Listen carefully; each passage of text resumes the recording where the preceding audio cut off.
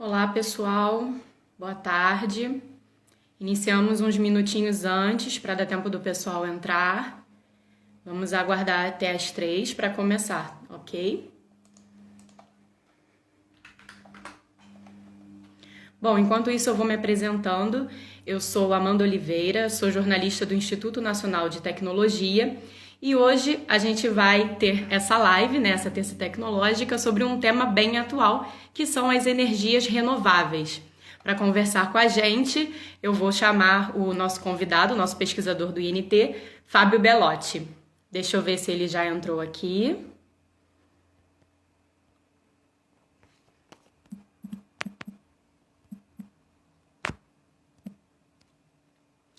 Eu acho que ele ainda não entrou.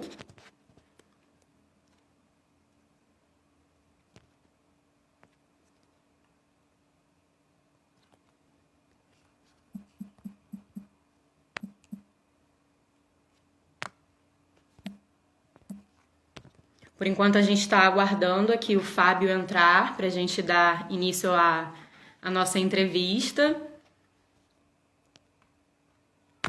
Vamos ver se ele já entrou. Ah, ele já está aqui.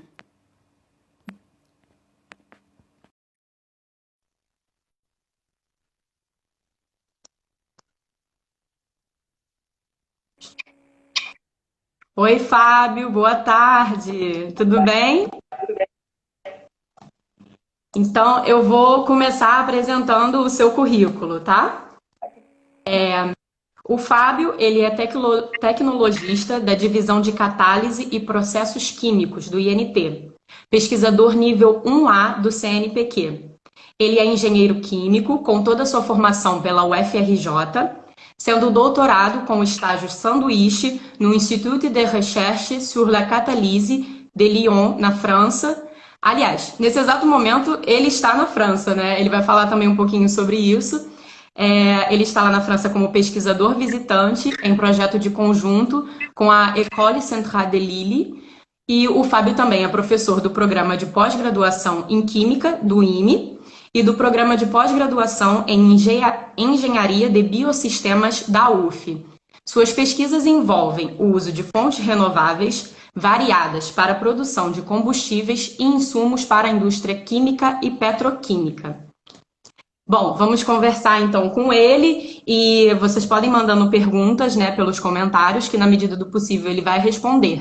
Um aviso também, caso tenhamos algum problema de conexão ou na minha internet ou na internet do Fábio, eu vou encerrar a live, ela vai ficar salva no feed lá do nosso perfil no Instagram e depois eu vou voltar com ele, tá? E vocês podem entrar novamente. Fábio, vamos começar então. Quais as principais vantagens de usar energias renováveis? Bom, primeiro eu queria agradecer o convite aí pelo pessoal do MT para fazer essa live sobre um tema que eu acho bastante importante, que é a energia renovável. Bom, voltando à sua pergunta, né, hoje em dia, grande parte da energia gerada no mundo, ela utiliza combustíveis fósseis, como petróleo, carvão, gás natural. E a queima desses combustíveis fósseis leva à emissão de gases que vão contribuir para o aumento do efeito estufa, que é o chamado efeito estufa, que causa os problemas todos com que a gente tem visto de variações climáticas aí no nosso planeta, como, por exemplo, secas, inundações, chuvas fortes. Então, a grande vantagem das energias, das fontes de energia renováveis é exatamente utilizar recursos naturais que não são esgotáveis. Por exemplo, o sol, no caso da energia solar, aumenta a biomassa, os ventos, né, no caso da energia eólica, as águas, no caso da energia hidrelétrica, o calor da terra, por exemplo, no caso da energia geotérmica, e mesmo a energia das ondas e das marés. A segunda pergunta é: que tipos de fontes renováveis de energia são mais utilizadas hoje em dia?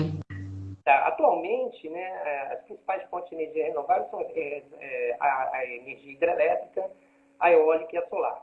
No Brasil, a nossa matriz energética é principalmente constituída pela energia hidrelétrica. Mas existem outros países no mundo, como por exemplo a Alemanha, que já tem a energia eólica, por exemplo, tem uma participação bastante significativa na matriz energética. E a participação dessas fontes de energia renováveis na matriz energética dos países tem crescido bastante ao longo dos últimos anos aí. E essas matérias-primas podem ser transformadas em quais tipos de produtos? E quando a gente está falando de fontes de energia renováveis, nós estamos falando, por exemplo, de geração de energia elétrica para residências ou mesmo indústrias, ou, por exemplo, para geração de calor para aquecimento de residências, ou, no caso, para o setor de transporte, por exemplo, no caso dos biocombustíveis, para os veículos, para os carros, para os caminhões. Você poderia destacar de forma assim um pouco simplificada quais são os processos que você vem estudando hoje? Tá, eu aí basicamente na INT eu tenho estudado bastante o desenvolvimento de diferentes tecnologias, né, para a geração de energia e combustíveis a partir de fontes renováveis, né? A gente pode, por exemplo, dar um exemplo. Eu já venho estudando há bastante tempo o uso do etanol para a produção de energia elétrica através das células a combustível. Pô, eu não sei se o pessoal conhece direito as células a combustível, mas as células de combustíveis eles são dispositivos eletroquímicos que convertem a energia de uma reação química em energia elétrica. E o combustível da célula, na verdade, é o hidrogênio. Só que esse hidrogênio não existe no nosso planeta livre. A gente tem que produzi-lo.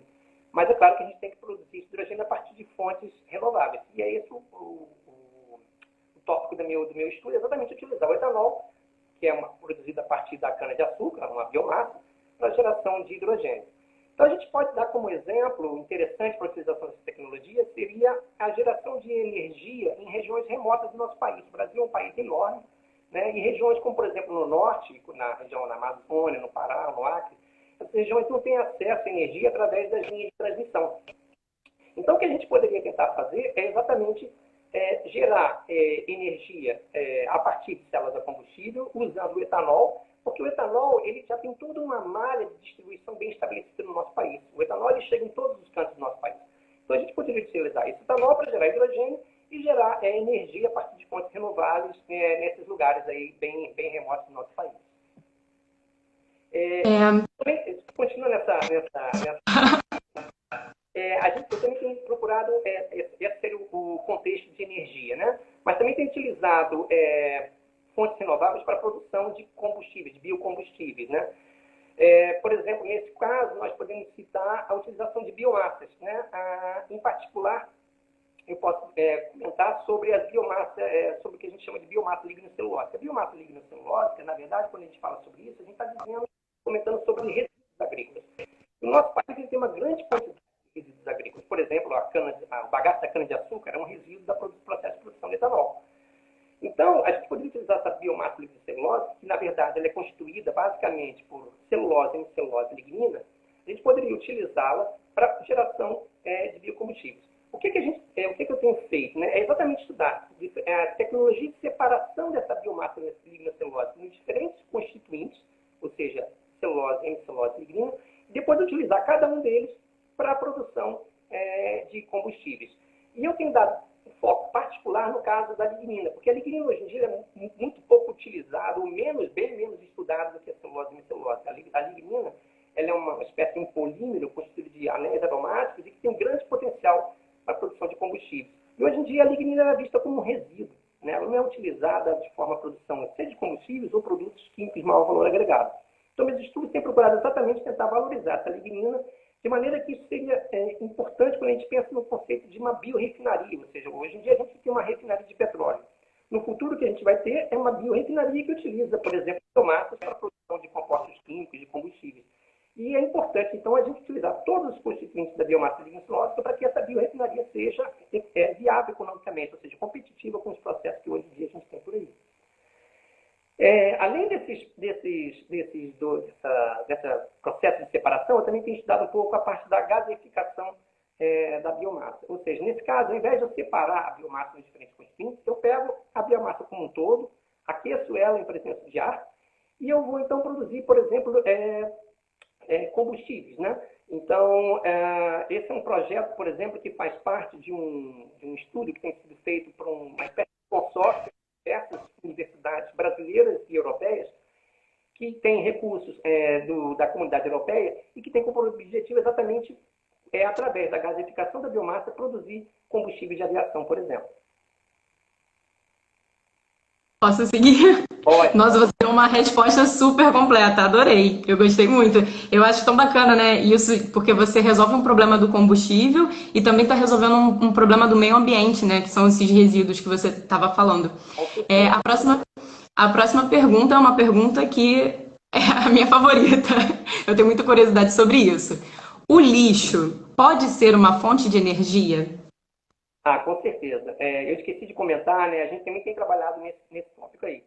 Então, o que a gente tem estudado é, por exemplo, utilizar o biogás, né, que é uma mistura gasosa que contém basicamente metano e CO2, utilizar esse biogás, por exemplo, para geração de hidrogênio e hidrogênio ser alimentado numa célula combustível para geração de energia. O biogás, na verdade, ele é produzido, por exemplo, em aterros sanitários ou biodigestores. E se esse biogás, por exemplo, produzido no aterro sanitário e ele emitido para a atmosfera, na verdade, ele vai estar contribuindo para o aumento do efeito estufa. Então, se a gente puder coletá-lo e utilizá-lo, por exemplo, para a geração de energia, a gente também está contribuindo com o meio ambiente e ainda mais gerando energia. Tá? Então, a gente tem trabalhado também bastante nesse tópico, que eu também concordo com você, acho muito interessante. A próxima pergunta, eu gostaria que você falasse um pouquinho da sua experiência aí na França. Como está sendo essa parceria com a universidade daí? Como estão sendo os estudos, as experiências? A universidade aqui, né, a École Centrale de Lille, ela tem grande experiência nessa linha de valorização da biomassa. Só que eles estão focados na conversão de celulose em hemicelulose para a produção de produtos químicos de alto valor agregado. Eles não vinham trabalhando com a lignina. Então, o que eu trouxe para cá foi um pouco da minha experiência exatamente nisso, de utilizar essa lignina para a produção de combustíveis. Então, eu tenho trabalhado um pouco nessa linha aqui, em particular, por exemplo, utilizando a tecnologia de pirólise rápida da biomassa, onde a gente vai produzir o que a gente chama de um bioóleo, né? E esse bioóleo, para que ele possa ser utilizado nos motores dos carros, dos veículos, né? Ele precisa de um pré-tratamento. Então, a gente tem trabalhado um pouco nessa etapa do pré-tratamento. Uma outra coisa que a gente tem feito aqui também, que eu tenho feito aqui também, é tentar fazer a conversão do CO2, no sentido de, por exemplo, como eu falei, né, o biogás, a gente pode utilizá-lo para a produção de hidrogênio, geração de energia elétrica, mas esse biogás também pode ser utilizado para a produção de combustíveis. Como ele é constituído de metano e CO2, se eu hidrogenar esse CO2, se eu pegar e converter esse CO2 em mais metano, eu vou produzir o que eles chamam de biometano, né? E aqui na França, Lille fica localizada no norte da França, onde eu estou. E aqui é o lugar onde entra toda a parte do gás natural que vem da Ucrânia e do Mar do Norte. Então já tem toda uma rede de distribuição bem estabelecida aqui do gás natural. Então o governo francês tem um programa grande de aumentar a participação do biogás para a geração de energia na matriz energética deles. E uma forma é exatamente a produção de mais desse biometano. Ou seja, a gente pega, converte CO2, que é um poluente da atmosfera, e dessa maneira a gente converte ele em metano, mais metano, e a gente introduz esse gás natural em toda essa rede de distribuição que já existe aqui. Uma outra parte do meu trabalho, que aí já não diz respeito muito a essa parte de fontes renováveis, mas só para comentar, seria também no sentido de que tem procurado utilizar a biomassa, aí, no caso, para a geração de fármacos. Né? Então, a gente pode pegar a biomassa e, através, por exemplo, da pirólise rápida, catalítica, a gente pode produzir alguns compostos que vão ser constituintes de alguns medicamentos. Por exemplo, o Remdesivir, né? Que é um antiviral que vem sendo usado, testado, né, no tratamento do Covid-19. Então, um dos compostos que vai gerar esse Remdesivir, a gente pode obtê-lo, por exemplo, a partir da conversão da biomassa. E a gente tem estudado um pouco sobre isso também. Não tem nada a ver com as fontes de energia renováveis, mas é só para falar o que a gente está fazendo aqui. Não, mas eu acho super válido você citar, né? Eu, por exemplo, não sabia desse estudo para fazer compostos para a parte farmacêutica. Eu achei bem interessante. Fica aí a dica para o tema, para comunicação, fazer, de repente, uma próxima live. E quais são as expectativas para as energias renováveis no mundo pós-pandemia? Isso eu acho bastante importante. Né? O que a gente viu, né, durante esse período da pandemia foi que a economia mundial parou. Né? E o que começou a discutir muito em vários países é como que a gente pode reiniciar a nossa economia, né?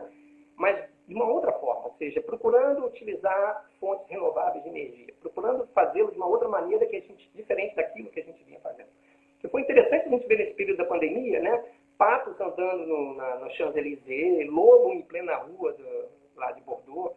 Então, a natureza agradece muito quando o homem para de tentar destruí-la, né? Então, essa discussão veio à tona, muitas pessoas, muitos governos exatamente discutindo como é que a gente pode fazer isso aí, né? Como é que a gente pode reiniciar a economia, mas de uma forma mais que proteja mais o meio ambiente, né? Então, vou dar dois exemplos aqui da França, né? Um é com relação à França, né? A França como todas as outras companhias aéreas, eles ficaram com todos os aviões parados, porque as fronteiras foram fechadas, e a França estava para quebrar, né? Então, o governo francês está dando um empréstimo para ela de 7 bilhões de euros, mas ele está exigindo uma contrapartida, ou seja, a Air France ela vai fazer a renovação de toda a frota aérea dela, com aviões, uma geração mais moderna, em que vai ter uma redução das emissões de CO2 de cerca de 20% a 25%. Então, e uma outra coisa também que eles estão exigindo é que cerca de 2% do combustível de aviação, desses biocombustíveis, né, eles sejam 2% do combustível de aviação seja gerado a partir de biocombustíveis, até 2025. Então, é uma contrapartida, ou seja, você está realmente tentando emprestar o dinheiro, mas que a companhia tente fazer isso de uma maneira mais amigável para o meio ambiente. Um outro exemplo é o plano que eles estão dando aqui de ajuda para o setor automobilístico, que também foi muito afetado, né? Então, eles estão dando um bônus, né, para o cliente, para o consumidor, que for comprar um carro novo ou um carro usado, e esse bônus pode chegar de até 5 mil euros se você, por exemplo, for comprar um carro elétrico ou um carro híbrido. Então, nós tentando exatamente trocar os carros motores de combustão por carros elétricos que vão poluir muito menos o meio ambiente. Então, essa é uma discussão que eu acho que é muito importante que a sociedade fizesse nesse momento, né? Já que a gente viu que a gente pode melhorar bastante as condições do meio ambiente, né? Se a gente fizer, então, tentar mudar essa nossa forma de gerar energia, né? A gente pode fazê-lo de uma forma sustentável e que seja benéfica para o nosso planeta. E isso é possível, né? Então, essa é uma discussão que eu acho que era muito importante que as pessoas estivessem nesse momento agora, que vários países estão iniciando a sua economia aí. Com certeza. Fábio, agora a gente tem algumas perguntas do pessoal que está assistindo. Eu vou começar a ler aqui para você. A primeira pergunta foi enviada pelo Magnoli Maia. Qual a diferença do enfoque do uso de energias renováveis entre a França e o Brasil? Olha, basicamente, uma outra grande vantagem que a gente tem das energias renováveis é que a gente pode utilizar aquela fonte de energia que é disponível no país. O Brasil, por exemplo, é um país que tem uma agricultura muito grande, né, importante. Então, ela pode utilizar essa biomassa. A gente tem uma quantidade enorme de resíduos agrícolas. A gente pode utilizar esses resíduos agrícolas para geração de energia, para a produção de biocombustíveis. A França, ela tem utilizado muito a geração eólica. Não é nem que o Brasil não tenha possibilidade. Até no Brasil, isso tem aumentado bastante a geração eólica no nosso país. Mas, ou seja, cada país, essa é uma das vantagens, cada país pode utilizar aquela fonte renovável que ela tem mais disponível. Por exemplo, a Islândia. A Islândia é uma ilha em cima de um vulcão. Então, ela gera energia a partir da energia geotérmica, porque ela tem aquilo disponível em grande quantidade. Então, essa é uma das vantagens. Agora, existe essa diferença entre Brasil, França e mesmo outros países, mas acho que isso até é positivo, porque cada um pode utilizar aquela que seja mais conveniente para cada país. Temos mais aqui uma pergunta que foi enviada pela Valéria Felizbino. Você acha que a pandemia impactou as pesquisas e os investimentos aí na França? Olha, aqui o que eu vi, né, um pouco como aconteceu no Brasil também, tiveram várias chamadas CNPq, CAPES, aí no sentido FAPERJ, no sentido de promoverem, apoiar as pesquisas, por exemplo, para desenvolvimento de medicamentos, para tentar exatamente no combate ao Covid. Né? Isso aconteceu, acho que no mundo inteiro, a França foi a mesma coisa. Né? O que eu tenho visto agora é exatamente planos para que nessa reiniciar a economia seja dado um suporte, né, no sentido de apoiar pesquisas para que evite a quebradeira geral. Né? Então, tentar exatamente apoiar empresas que tentem utilizar fontes de energia renováveis, por exemplo, nos seus processos, apoiar pesquisas nesse sentido. Aqui tem tido chamadas de recursos nesse sentido. E tiveram também chamadas naquela época voltadas exclusivamente para o combate, né, do Covid-19. Temos aqui mais uma pergunta que foi enviada por Luiz Fernando Pessoa. E a pergunta é: sendo home office uma nova realidade, a matriz energética poderá ser revista, tendo mais alto consumidor? Olha, o que poderia impactar no sentido de emissões o home office, né? É que as pessoas ficariam mais em casa, né? Então, você usaria menos transporte público ou menos carros, né, para você se deslocar para o trabalho, né? Então, você, no final das contas, vai estar emitindo menos gases que vão contribuir para o chamado efeito estufa, né? O que tem tido muito também, houve muita mudança, pelo menos aqui, eu tenho visto muito, aumentou muito a utilização de bicicletas, né? As pessoas preocupadas de contrair o vírus entrando num trem ou num ônibus, ele preferiu agora, na retomada dos trabalhos, ele preferiu ir de bicicleta porque ele não tem, diminuiria bastante o risco. Então, acho que essa mudança de consciência, talvez, de utilização de outros meios de transporte, a pessoa também ficando em casa, se ela faz o trabalho em casa, está usando menos o seu próprio automóvel, isso, de uma forma geral, vai contribuir para menor emissões, né, de CO2 e, consequentemente, contribuir menos para o aumento do efeito estufa. A próxima pergunta foi enviada pela Débora Nascimento, que é até minha colega de trabalho. Existe já algum projeto do INT sobre o aproveitamento do lixo para geração de energia que você mencionou antes? Então, a gente tem, na nossa divisão, né, de catálise, a gente também tem um grupo de biocatálise, né, e esse grupo vem trabalhando com essa parte de lixo também. A nossa divisão de catálise, no passado, eu tive um projeto que era apoiado pela FAPESP, que era exatamente junto aí envolvia também o pessoal da COP, que era exatamente de utilização do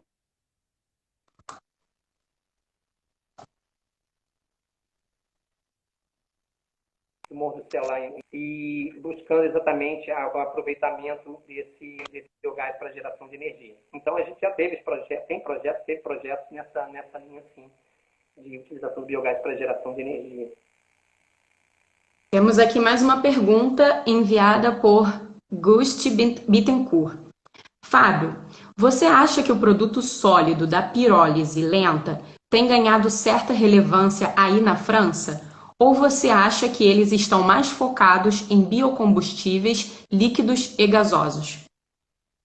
Olha, como ela falou, né, a pirólise lenta, ela vai produzir principalmente sólido, no caso carvão, né? E esse carvão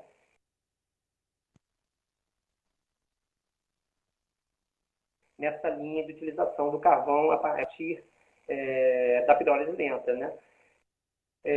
Aqui eu tenho me envolvido bastante com essa parte da produção de combustíveis líquidos, e aí a gente utiliza basicamente a pirólise rápida, porque a ideia é ter combustível, né, para veículos a partir da fumaça. Mas com certeza tem trabalhos que estão nessa linha de pirólise lenta para produção de carvão. Como eu falei, no próprio INT a gente tem, na minha divisão, tem gente trabalhando com isso aí. A gente está tendo, acho que, uma oscilação um pouquinho de internet, mas estamos conseguindo seguir a live. Pessoal, caso caia, eu vou encerrar, caso caia a internet de um ou de outro, eu vou encerrar e logo em seguida a gente vai voltar, tudo bem? É só vocês voltarem para a live.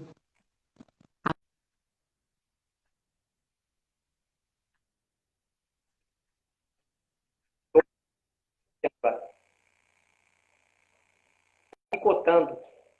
Tá, né? Você tá me ouvindo agora? Tá melhor? Estou ouvindo agora, tá melhor. A próxima pergunta foi enviada pelo Magioli Lima.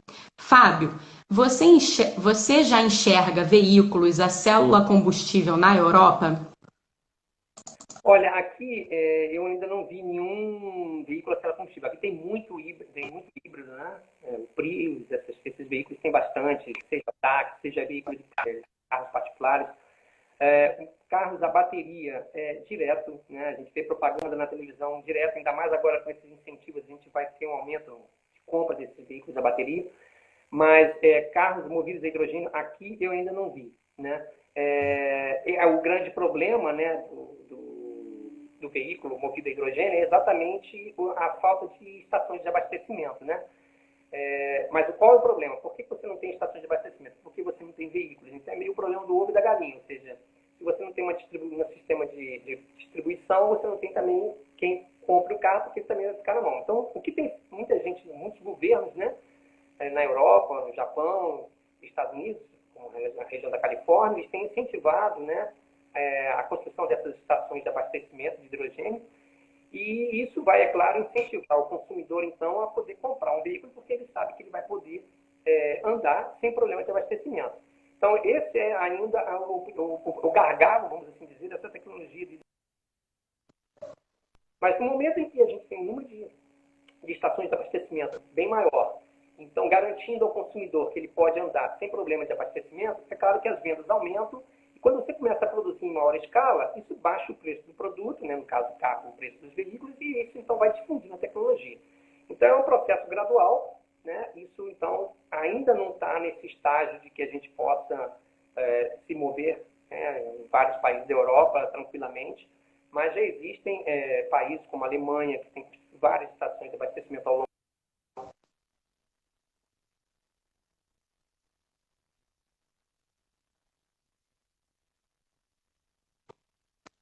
Eu acho que a internet. Mas ainda também o custo do veículo, ainda aos poucos. Aí.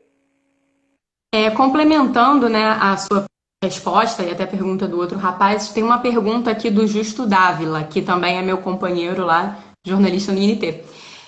E o hidrogênio, ele cita o hidrogênio, ainda pode ser o combustível do futuro? Os novos processos ajudam a tornar esta realidade mais próxima? Oi, mano, tá por aí? Oi, você me ouviu? Deu uma travada. E a pergunta O hidrogênio ainda pode, é uma realidade. do futuro. Então, eu acho que o hidrogênio hoje é uma realidade bem grande, né? Um fato que eu acho engraçado é que a minha filha mais nova, a Bia, né? Desde pequena, ela sempre ouviu falar de hidrogênio, célula combustível, ela era uma especialista nisso. Entendeu? Hoje em dia ela está com 15 anos, acho que ela detesta esse assunto, né? Tanto que ela ouviu.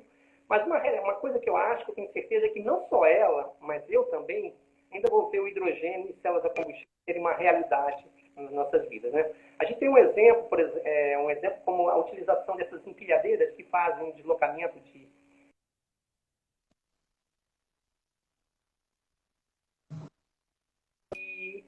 eles verificaram que o tempo de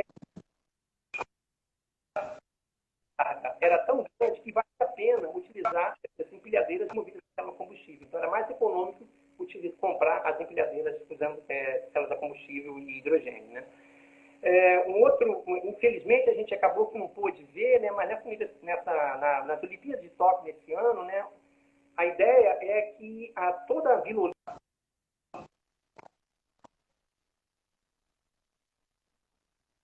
atletas, eles seriam também movidos a hidrogênio. Infelizmente, a gente não pôde ver essa Olimpíada esse ano, né, por causa da pandemia. Espero que a gente possa tê-la no ano que vem. E aí a gente vai ver essa aplicação do hidrogênio da célula combustível numa escala maior, né? Então, eu acho que aos poucos, né, a gente vai estar, o hidrogênio e a célula combustível vão entrando no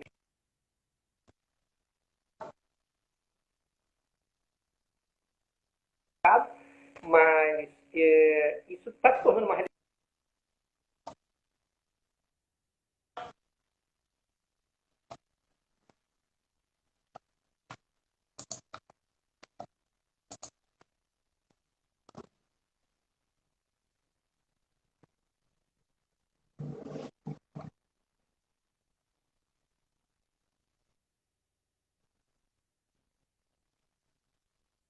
Fábio?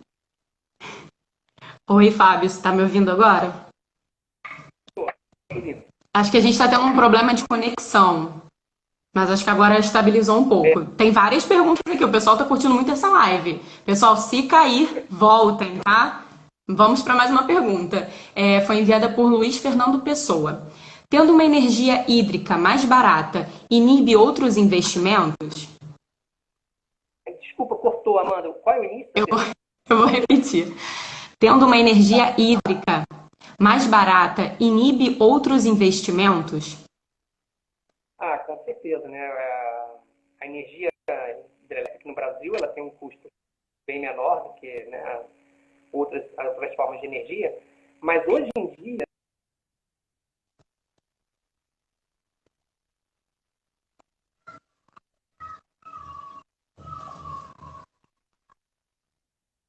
dessas outras energias, dessas energias renováveis, tem caído bastante.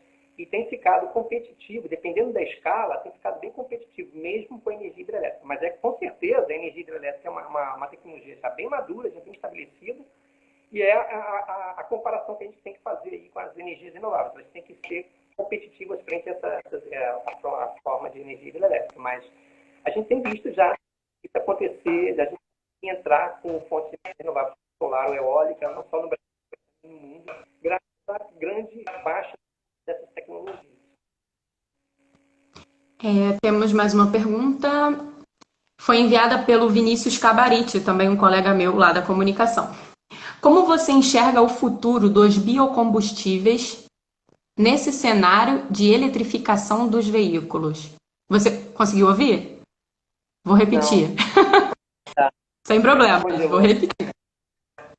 Como você enxerga o futuro dos biocombustíveis nesse cenário de eletrificação dos veículos? Eu sou partidário de uma matriz energética múltipla, ou seja, eu acho que a gente vai ter participação de todas as fontes de energia. Não só fontes de energia, seja eólica, solar, biomassa. Eu acho que vai ter lugar para todo mundo, porque isso vai ser função exatamente como eu falo, das características de cada região.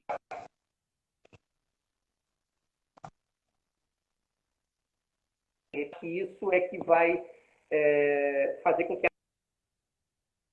por exemplo, no caso do Brasil, no caso de diferentes países, a matriz energética, na verdade, ela seja constituída por diferentes fontes de energia. Eu não vejo, na verdade, uma competição. Eu acho que a própria bateria e os veículos, né, a energia gerada a partir dos veículos, a partir de baterias ou células a combustível, elas duas vão ter mercado, as duas vão ter o seu mercado, o seu nicho. É claro que vão competir, mas vão ter as suas frações correspondentes na matriz energética. Então, eu não vejo isso como um problema, entendeu? A próxima pergunta foi enviada por D. Maggioli Limaia. Eu nunca sei pronunciar esse nome, essa pessoa sempre participa, mil desculpas. Você já enxerga veículos a célula combustível na Europa?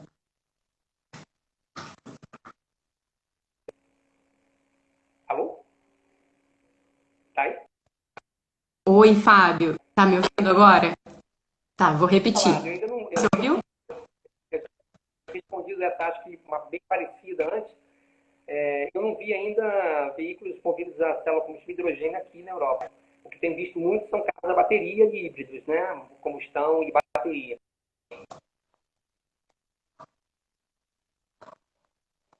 Então, o tempo inteiro está se difundindo cada vez mais por aqui. Na Europa, em particular, eu ainda não vi um carro movido a hidrogênio. Tá? Temos mais uma pergunta enviada por Luiz Fernando Pessoa. A eficiência da energia solar ainda é baixa. Como enxerga a melhora dessa eficiência para trazer melhor retorno para o investimento? Então, isso é função das pesquisas, né? O que o pessoal exatamente aumentar essa eficiência de aproveitamento da energia solar, desenvolvendo novos materiais para fazer a absorção da luz, né? Então, tem sido feita muita pesquisa nesse sentido. É difícil, é um tema difícil, mas é um tema muito, muito procurado hoje em dia, estudado hoje em dia na literatura. Por exemplo, a gente tem uma área da nossa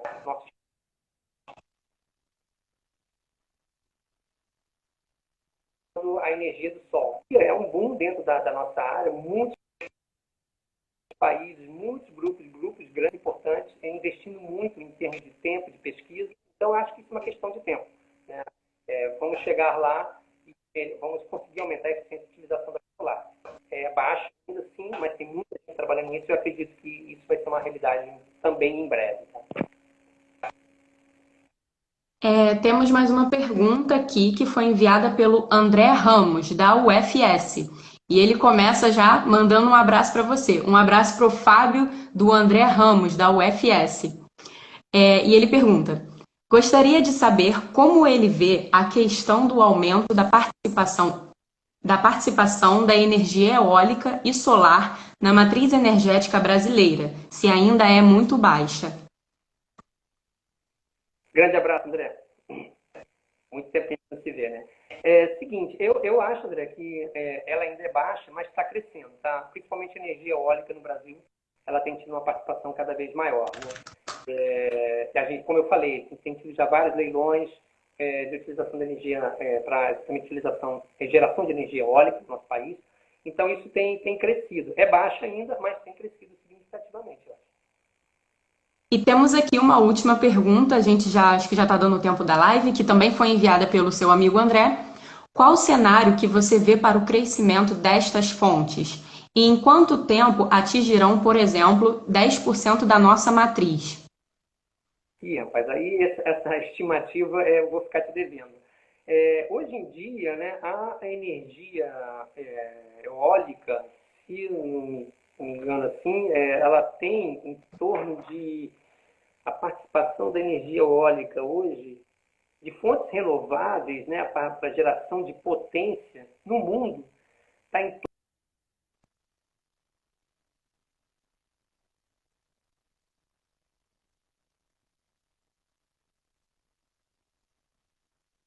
para chegar nesses números assim tão exatos.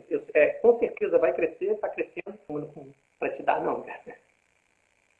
Fábio, na hora que você falou está em torno de, deu uma travada. Eu mesma fiquei com curiosidade. Está em torno de quanto?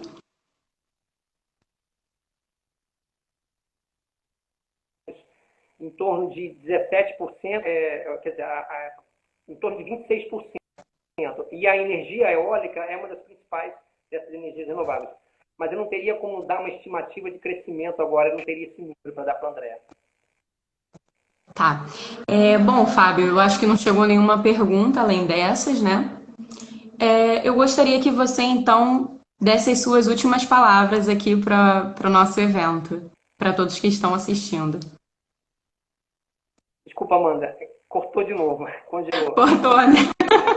Essa conexão Brasil-França tá meio... É uma coisa muito sofisticada. O primeiro participante de fora, hein? Então, eu falei que eu gostaria que você desse as suas últimas palavras, já que a gente já está se encaminhando para o final da nossa live. Tá.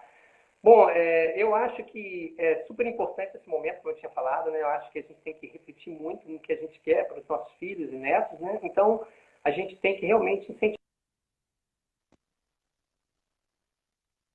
através de energia elétrica, combustíveis. Eu acho que é um tema muito importante para pesquisas, né? Para quem está começando, se está interessado em fazer mestrado, doutorado.